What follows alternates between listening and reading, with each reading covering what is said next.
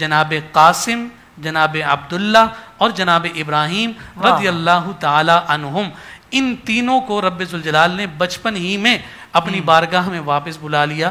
حضور علیہ السلام کی اولاد نرینہ بچپن ہی میں کیوں پردہ کر گئی، کیوں وصال کر گئی، یہ ایک طویل بحث ہے، بہت ساری وجوہات، بہت سارے اسباب ذکر کیے گئے، لیکن اس میں سے ایک سبب جو بطور خاص حضور علیہ السلام کی ختم نبوت کے حوالے سے ذکر کیا جاتا ہے کہ ہم اگر سابقہ تاریخ میں دیکھیں تو بہت سارے نبی ایسے نظر آتے ہیں کہ جن کی اولادوں کو نبوت اور رسالت دی گئی، جیسا کہ ہم سب کے سامنے جناب ابراہیم خلیل اللہ، ان کے شہزادے اسماعیل کو بھی ملی، دوسری سمت جناب اسحاق کو بھی ملی، پھر جناب اسحاق کے شہزادے جناب یعقوب کو، پھر جناب یعقوب کے شہزادے جناب یوسف کو۔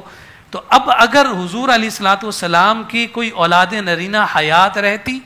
اور انہیں منصب نبوت پر فائز نہ کیا جاتا تو حضور علیہ السلام کو تو اللہ رب العزت نے تمام کمالات کا جامع بنایا۔ تو اب اس اعتبار سے جو کمال ہے اس میں کمی نظر آ رہی ہوتی کہ اوروں کے بیٹوں کو تو نبوت ملی لیکن امام الانبیاء کے صاحبزادوں کو نبوت کیوں نہ ملی؟ فرمایا اس لیے بچپن ہی میں محفوظ کر لیے گئے کہ حضور علیہ السلام نہ صرف امام الانبیاء ہیں بلکہ حضور علیہ السلام تاجدار ختم نبوت بھی ہیں، اور ختم نبوت کے اس تاج کے ساتھ حضور علیہ السلام کی ظاہری زندگی کے ذریعے سے یہ اعلان اور ان قرینوں کے ذریعے سے اس بات کا ثبوت دیا جا رہا ہے کہ ہاں حضور علیہ السلام ہی آخری نبی ہیں، آقا کائنات صلی اللہ علیہ وسلم کے بعد قیامت تک کوئی نبی اور رسول دنیا میں آنے والا نہیں۔